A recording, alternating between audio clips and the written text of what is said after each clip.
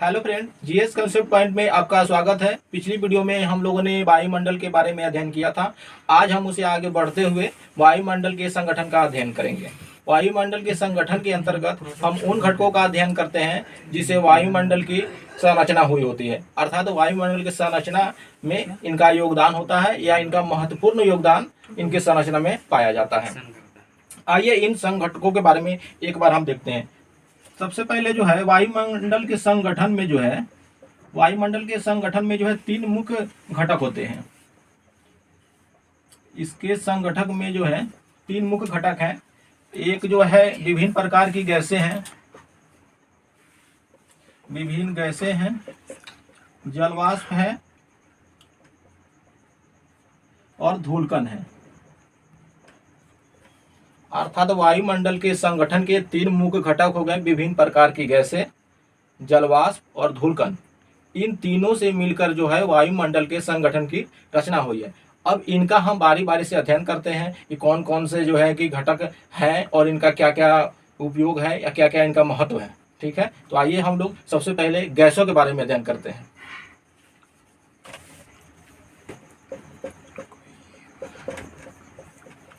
गैसों के अंतर्गत हम देखते हैं कि वायुमंडल के संगठन में कौन कौन सी गैसें जो है विद्यमान है, अर्थात कौन कौन सी गैसें पाई जाती हैं। तो इन गैसों में हम देखते हैं तो सबसे जो अधिक मात्रा में जो पाई जाने वाली जो गैसें होती है उसमें जो है आपका नाइट्रोजन है, अर्थात इसका संकेत जो है N2 है। इसका जो है वायुमंडल में परसेंटेज जो है 78.03% पाया जाता है। फिर उसके बाद जो है ऑक्सीजन पाई जाती है। इसकी जो मात्रा होती है 20.99% पाई जाती है, अर्थात ऑक्सीजन दूसरे स्थान पर आया। फिर जो है आर्गन पाई जाती है जो 0.93% पाई जाती है। फिर उसके बाद जो है CO2 पाई जाती है, अर्थात 0.03% जो है इसकी मात्रा होती है। फिर जो है इसके बाद हाइड्रोजन पाई जाती है जो 0.01% होती है। ठीक है, इसके बाद फिर हम आगे देखते हैं कि यह जो है इसके बाद नियोन पाई जाती है 0.0018% पाई जाती है। फिर इसके बाद जो है हीलियम गैस पाई जाती है, इसकी मात्रा जो है 0.005 होती है। फिर इसके बाद जो है क्रिप्टन गैस पाई जाती है जिसकी मात्रा 0.0001 होती है। फिर उसके बाद जेनन होती है, इसका संकेत Xe होता है। इसकी मात्रा जो है वायुमंडल में अर्थात यह बहुत कम मात्रा में पाई जाती है। ये हो गया हमारे वायुमंडल के संगठन में गैसों के अंतर्गत कौन कौन सी गैसें पाई जाती है वो हो गए। तो एक बार फिर आप देख लें, सबसे ऊपर जो है नाइट्रोजन हो गए, फिर उसके बाद ऑक्सीजन हो गए, फिर उसके बाद आर्गन हो गए, फिर उसके बाद CO2 हो गए, उसके बाद हाइड्रोजन हो गए, फिर उसके बाद जो है नियोन हो गए, हीलियम हो गए, क्रिप्टन हो गए और जो है जेनन हो गए। आप ऊपर से इन्हें घटते हुए क्रम में देख सकते हैं कि इनका जो है वायुमंडल में किस प्रकार घटते हुए क्रम में ये पाई जाती है। अब इन गैसों से एग्जाम में क्वेश्चन कैसे पूछे जाते हैं उनको देखिए। सबसे पहले पूछा जाता है कि वायुमंडल में कौन सी गैस से अधिक मात्रा में पाई जाती है। तो गैसों का विवरण आपके सामने है। तो सबसे अधिक जो वायुमंडल में जो गैस पाई जाती है वो है नाइट्रोजन, जिसकी मात्रा क्या है 78.03%, अर्थात 78%। कभी पूछा जाता है कि सबसे अधिक गैस कौन सी है, तो आपका उत्तर होगा नाइट्रोजन। कभी यह मात्रा पूछ दिया जाता है कि कितने % वायुमंडल में पाई जाती है। एक सवाल क्लियर हुआ आपका। फिर कभी कभी एग्जाम में पूछा जाता है कि वायुमंडल में दूसरी सबसे अधिक मात्रा में पाई जाने वाली गैसें कौन सी है। तो सेकंड स्थान पर आपकी जो कौन गैस है, ऑक्सीजन है, जिसकी मात्रा कितनी है 20.99% है, अर्थात यह 21% भी कहीं होगा तो आपको घबराने की जरूरत नहीं है, 21% भी मिलेगा आपको। ठीक है, ये हो गया जी सर। फिर उसके बाद जो है एक और इससे सवाल आता है कि इसमें अकीरिय गैसों में जो है सबसे अधिक मात्रा में पाई जाने वाली अकीरिय गैस कौन है। तो एक चीज याद रखिएगा कि जो argon, neon, helium, krypton, xenon, ये सब अकीरिय गैसेज है और इनमें मात्रा के हिसाब से सबसे अधिक जो मात्रा है ये आपको आर्गन की है जो कि 0.93% है और ये सबसे अधिक मात्रा में पाई जाती है। तो एग्जाम में क्वेश्चन पूछा जाता है कि वायुमंडल के संगठन में गैसों के अंतर्गत सबसे अधिक मात्रा में पाई जाने वाली अकीरिय गैस कौन सी है, तो आपका उत्तर होगा अकीरिय गैसों में जो है आर्गन। और मात्रा पूछेगा तो याद रखिएगा 0.93 या 0.934 भी कहीं लिखा होगा, ये ध्यान में रखिएगा आपको। ये हो गया गैसों का हमारा जो है क्रम भी देखे, हम मात्रा भी देखे, एग्जाम में पूछे गए प्रश्न भी देखे। अब इनके हम थोड़ा कुछ और भी इससे संबंधित अध्ययन करते हैं। तो हम ये देखते हैं कि नाइट्रोजन से लेकर हाइड्रोजन तक की जितने भी गैसें हैं इनको हम लोग भारी गैस की श्रेणी में रखते हैं। अर्थात नाइट्रोजन, ऑक्सीजन, आर्गन, CO2 और हाइड्रोजन, इन्हें हम लोग भारी गैस की श्रेणी में रखते हैं, इस भारी गैस की श्रेणी में रखते हैं। और फिर जब हम नियोन से जेनन तक आगे बढ़ते हैं तो इन्हें हम लोग हल्की गैस की श्रेणी में रखते हैं। ठीक है, ये चीज भी आप ध्यान रखेंगे, इन्हें जो है हम लोग हल्की गैस की श्रेणी में रखते हैं। अर्थात हमारी गैसों का जितने भी गैस दिए हुए हैं वितरण, उनमें हम हल्की गैस भी देखें और भारी गैस भी देखें। एक और भी सवाल इससे, जो नाइट्रोजन, ऑक्सीजन और आर्गन, जो ऊपर की 3 गैसें हैं, नाइट्रोजन, ऑक्सीजन और आर्गन, इन्हें हम लोग जो अस्थायी गैसें या स्थिर गैसें के रूप में जानते हैं।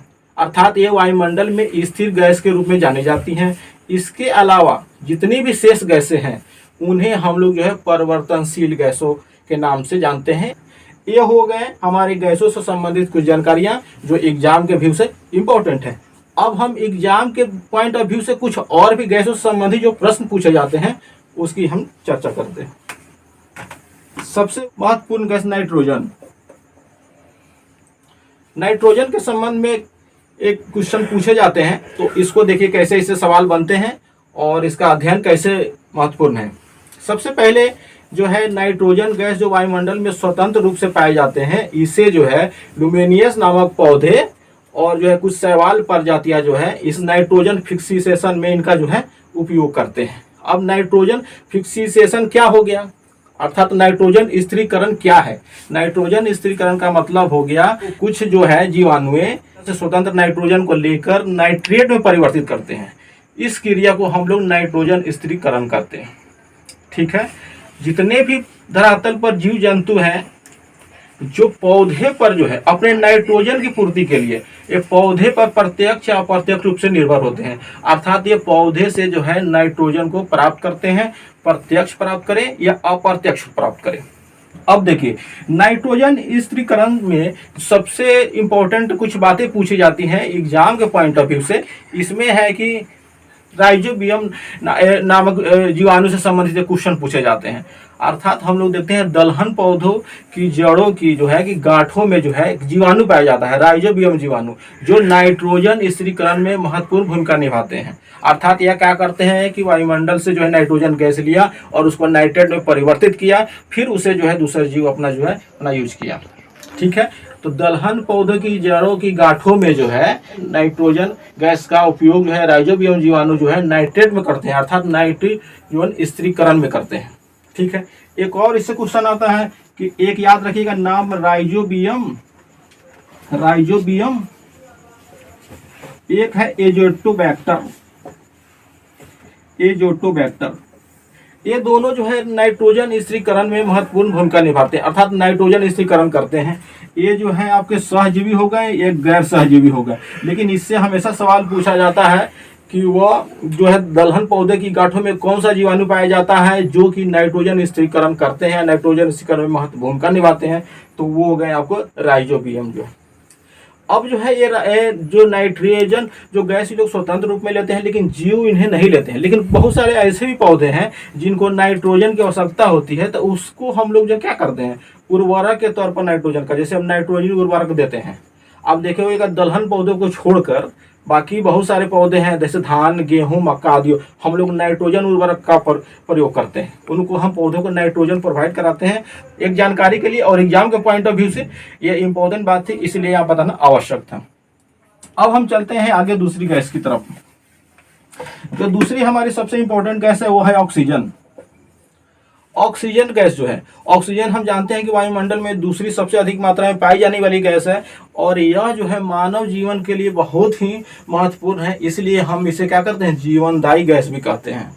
अर्थात यह क्या करते हैं कि जैसे हम वनस्पति देखते हैं, वनस्पति क्या करती है कि मनुष्य द्वारा छोड़ी गई कार्बन डाइऑक्साइड गैस और सूर्य के प्रकाश संश्लेषण की क्रिया करती है और ऑक्सीजन गैस उत्सर्जित करती है। और यह ऑक्सीजन गैस जो है मानव उपयोग करता है और मानव जीवन के लिए बहुत ही उपयोगी होता है, इसलिए इसे हम लोग क्या करते हैं, जीवनदायी गैस भी कहते हैं इसको।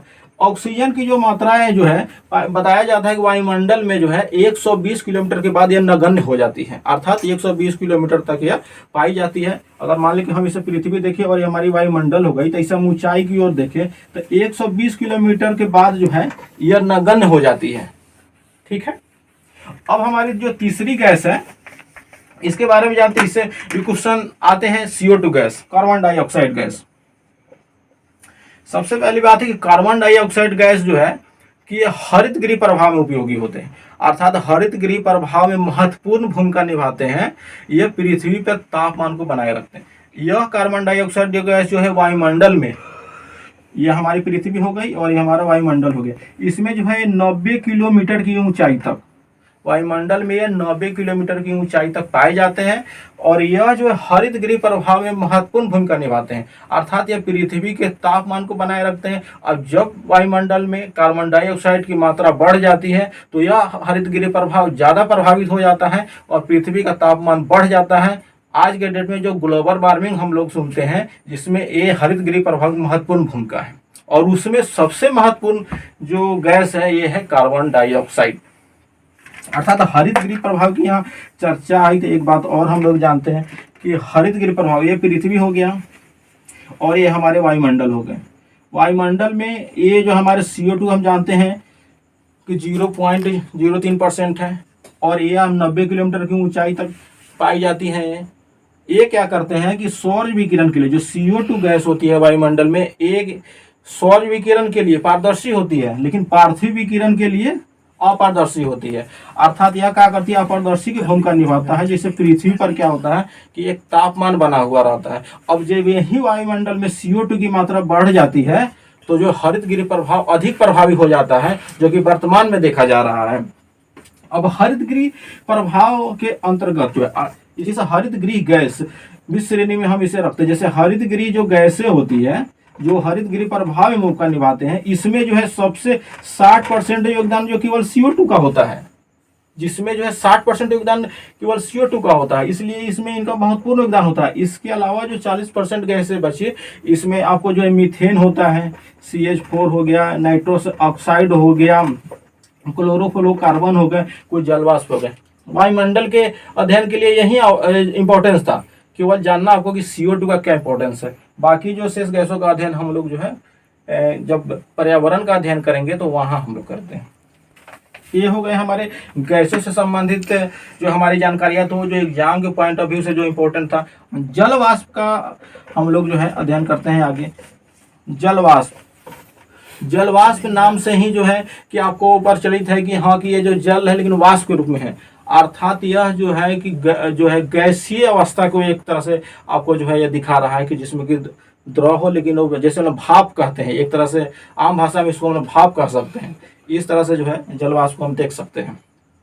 इस जो जलवाष्प जो है अब वायुमंडल में जो है देखते हैं क्या होगा।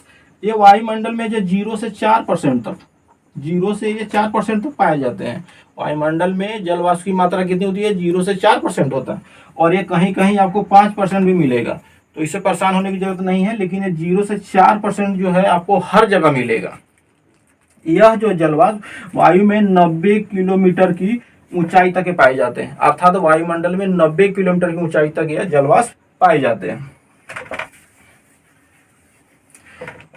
इस जलवाष्प की उपस्थिति के कारण ही जो है संघनन की क्रिया होती है, वर्षण की क्रिया होती है, ओला ओस आदि जो हम पढ़ते हैं धरातल पर, ये सब इनमें जलवाष्प की भूमिका होती है।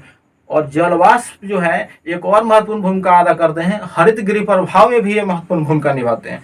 तो ये एक चीज याद रखिएगा, इनका जो योगदान है हरित गृह प्रभाव में भी इनका योगदान है, हरित गृह प्रभाव में भी योगदान है। ये क्या करते हैं कि कुछ गैसों को अवशोषित कर जो है कि तापमान को बढ़ाने में जो है ये महत्वपूर्ण भूमिका निभाते हैं। ठीक है, जलवाष्प से संबंधित इतनी जानकारी होगी। अब जलवाष्प से संबंधित चीज और इनकी स्थिति कहाँ होगी, अर्थात जलवाष्प जो है सबसे अधिक ध्रुवीय क्षेत्रों में कम और विषुवतीय क्षेत्रों में अधिक पाए जाते हैं। अर्थात ये सबसे अधिक कहाँ पाए जाते हैं, ध्रुवीय क्षेत्रों में या विषुवतीय क्षेत्रों में।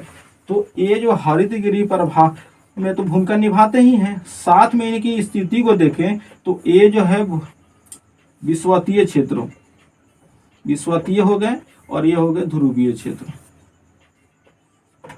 तो विषुवतीय क्षेत्र में आप जानते हैं कि यहाँ सूर्य की प्रकाश की किरण लंबवत पड़ती है, तापमान अधिक होती है, तो यहाँ के वायुमंडल में जो है जल वाष्प की मात्रा अधिक पाई जाती है। यहाँ जो है जल को ग्रहण करने की अथवा वाष्पीकरण की क्रिया तेज होती है, इसलिए यहाँ के वायुमंडल में जो है जल वाष्प की मात्रा अधिक पाई जाती है। और या आप ऐसे कहें कि यहाँ के वायु में जल धारण करने की क्षमता अधिक पाई जाती है, ये कह सकते हैं। और जैसे ही हम विषुवत से ध्रुव की ओर बढ़ेंगे ये मात्रा कम होती जाएगी। तो याद रखिएगा, जल वाष्प की मात्रा विषुवत रेखा से ध्रुव की ओर जाने पर कम होती जाती है, अर्थात सबसे अधिक विषुवत रेखीय क्षेत्र में पाया जाता है। अर्थात यहाँ अगर 4% है तो यहाँ आपको 1% के करीब मिलेगा, या 0% या 1 पॉइंट से कम मिलेगा।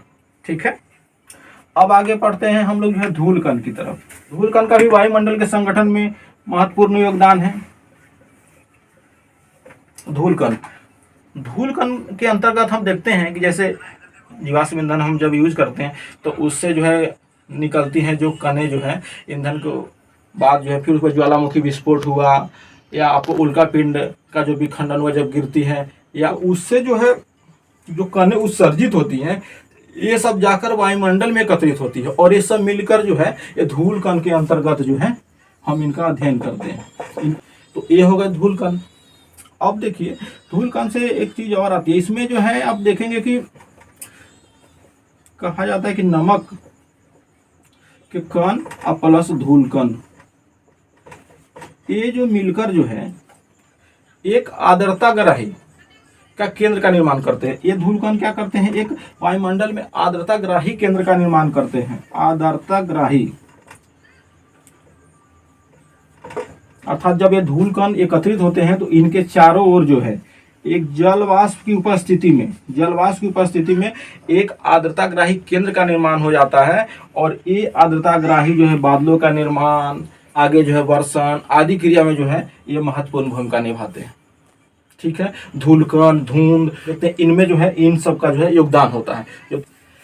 धूल कण से संबंधित एक और बातें हैं जो कि परीक्षा की दृष्टि से भी इम्पोर्टेंट है कि धूल कण का क्या महत्व है। अर्थात जब सूर्योदय हो या सूर्यास्त हो, जो किरणों का परिकिरणन जो हम देखते हैं, आकाश का हम नीला दिखाई देता है प्रकाश के परिकिरणन के कारण, इनमें जो धूल कण का योगदान होता है। अभी तक जितने भी हम लोगों ने फैक्ट बताया, एग्जाम ओरिएंटेड बताया, अर्थात एग्जाम से संबंधित जितने भी क्वेश्चन पूछे जाते हैं एग्जाम में और इस टॉपिक से संबंधित, उसको मेरा प्रयास रहा कि हम जो है कम समय में एग्जाम के फैक्ट को जो है आपके सामने प्रेजेंट करें। आगे जो है इस तरह से बने रहें, अगला जो टॉपिक जो भी आएगा उसमें भी इसी तरह का प्रयास किया जाएगा, ताकि आपको जो है कि एग्जाम से संबंधित जो है पूरी जानकारी कम समय में दिया जाएगा। तब तक के लिए धन्यवाद।